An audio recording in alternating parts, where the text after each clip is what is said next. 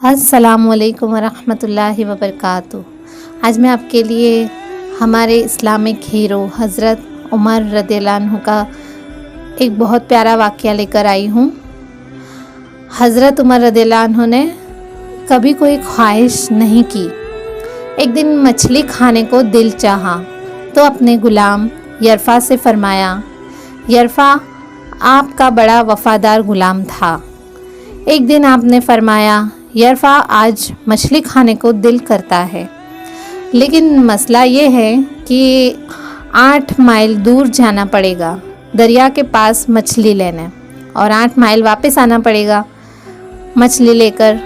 پھر حضرت عمر رضی اللہ عنہ نے کہا، رہنے دو، اس سے اچھا ہے کھاتے ہی نہیں۔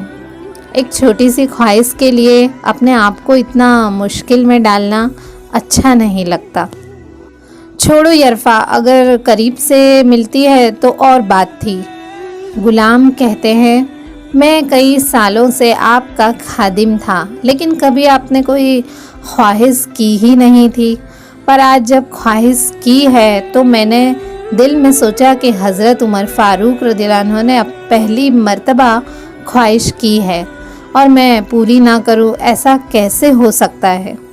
غلام کہتے ہیں، جناب عمر رضی اللہ عنہ ظہر کی نماز پڑھنے گئے تو مجھے پتا تھا کہ ان کے پاس کچھ مہمان آئے ہوئے ہیں، اثر ان کی وہیں ہو جائے گی۔ غلام کہتے ہیں کہ میں نے حضرت عمر رضی اللہ عنہ کے پیچھے نماز پڑھی اور 2 رکعت سنت نماز پڑھ کر میں گھوڑے پر بیٹھا۔ عربی نسل کا گھوڑا تھا، دوڑا کر میں دریا پر پہنچ گیا۔ عربی نسل کے گھوڑے 8 مائل چٹکیوں میں پار کر لیتے ہیں۔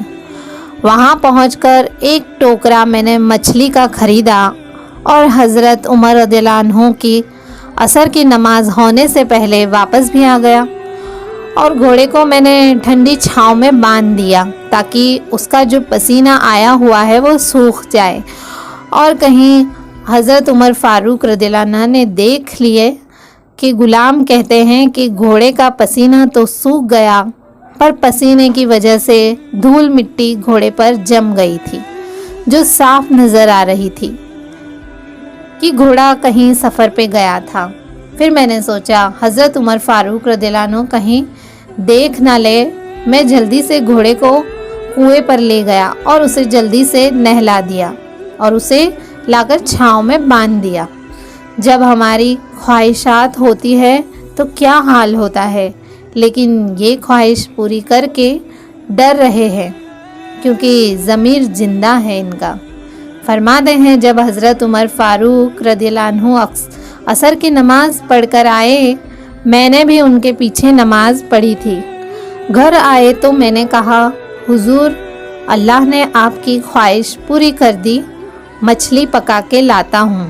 غلام کہتے ہیں، میں نے جب یہ الفاظ کہے تو جناب عمر فاروق اٹھے اور گھوڑے کے پاس گئے، گھوڑے کی پیٹھ پر ہاتھ پھیرا، اس کی ٹانگوں پر ہاتھ پھیرا، پھر اس کے کانوں کے پاس گئے اور گھوڑے کے کان اٹھائے اور کہنے لگے، یرفع، تو نے سارا گھوڑا تو دھو دیا، لیکن کانوں کے پیچھے سے پسینہ صاف کرنا تجھے یاد ہی نہیں رہا۔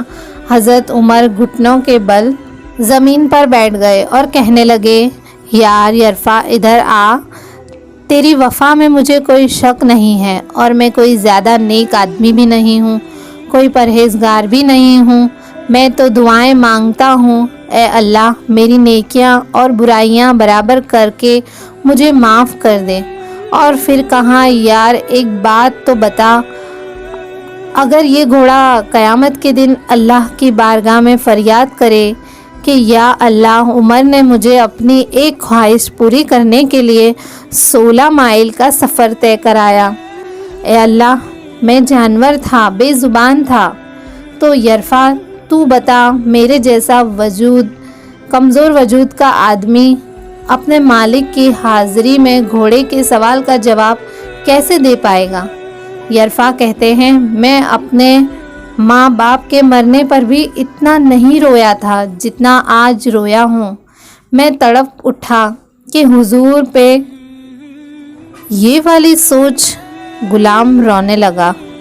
حضرت عمر فاروق رضی اللہ عنہ کہنے لگے اب اس طرح کر گھوڑے کو تھوڑا زیادہ چارہ ڈال دے اور یہ جو مچھلی لے کے آئے ہو اسے مدینے کے غریب گھروں میں بانٹ دو اور انہیں یہ مچھلی دے کر کہنا کہ تیری بخشش کی بھی دعا کرے اور عمر کی معافی کی بھی دعا کرے۔